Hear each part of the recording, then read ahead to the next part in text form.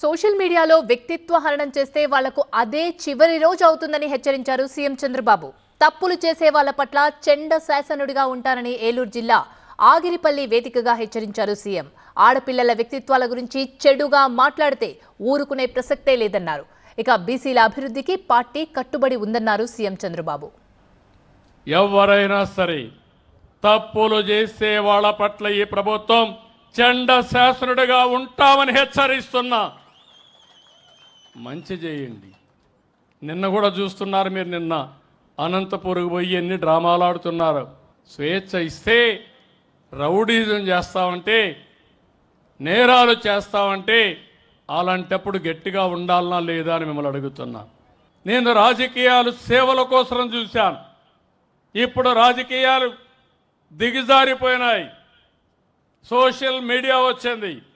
ఇష్టానుసారంగా నేరస్తుల అడ్డాగా మారిపోయే పరిస్థితి వచ్చింది.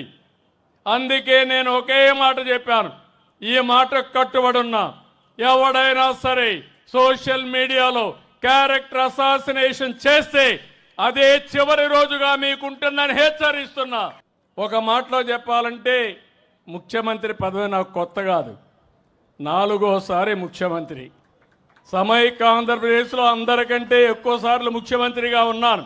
ఆ రోజు నేను చేసిన పనులు చరిత్రలో శాశ్వతంగా మిగిలిపోతాయి.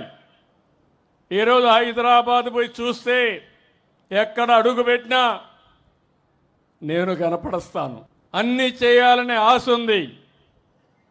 కానీ గల్లా పెట్టి చూస్తే ఖాళీ అయిపోయింది. అప్పులు తేవాలంటే ఇచ్చేవాళ్ళు కూడా రావడం లేదు.